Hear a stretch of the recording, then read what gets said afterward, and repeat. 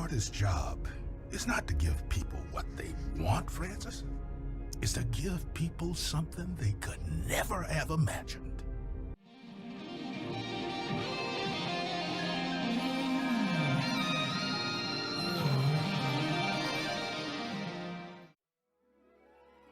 The Artful Escape, released in September 9, 2021, is the first title released by developer Beethoven and Dinosaur.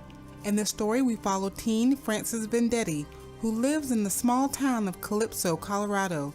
Francis is a guitar prodigy who feels eclipsed by the shadow of his deceased uncle, Johnson Vendetti, a Bob Dylan-esque folk musician who became a local legend. The Johnson Vendetti Festival ends tomorrow night. Finale is at the Salty Seagull, where Johnson Vendetti's nephew will take the stage for the first time. That's me. However, when he meets Violetta, he is immediately intrigued by her, and it becomes clear that he's not quite comfortable with the path that has been outlined for him. His room is decked out with space-themed posters and psychedelic vibes as he dreams of the performer he could be if he only had the confidence to do so. He wishes for more and feels inspired to create a stage persona that is unlike himself, a way to express himself as he sees fit, and the opportunity presents itself when he's recruited by Lightman, an intergalactic guitar legend, to perform with him in an interplanetary space rock concert.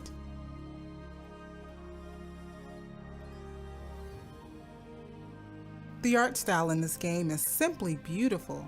The character's rendering is so crisp and clean, with everyone looking pretty hip in their glasses, really bringing them to life, which becomes more evident as we meet more unique and interesting characters.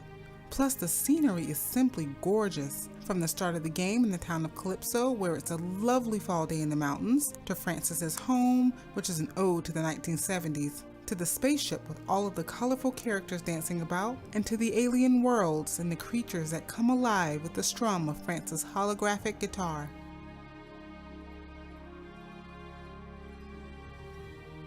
Francis may walk the linear path of a 2D side-scroller, but there is so much depth and detail to the environments.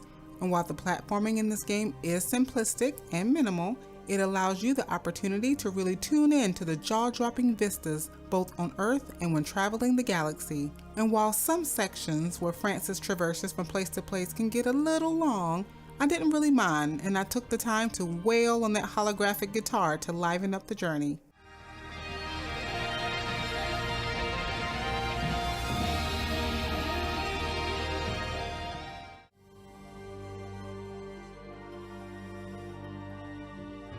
And speaking of Francis's guitar, that is the main game mechanic present in this cosmic space opera.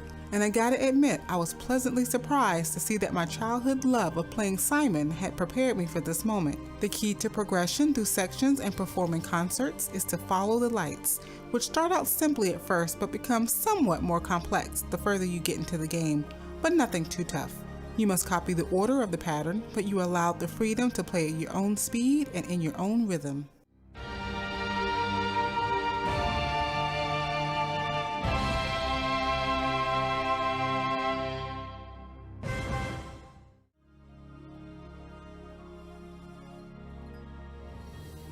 The dialogue is well written and feels quite fitting for the characters. The voice acting was phenomenal, headed by heavyweights in the movie industry such as Lena Headey, Carl Weathers, and Jason Schwartzman. Are you God?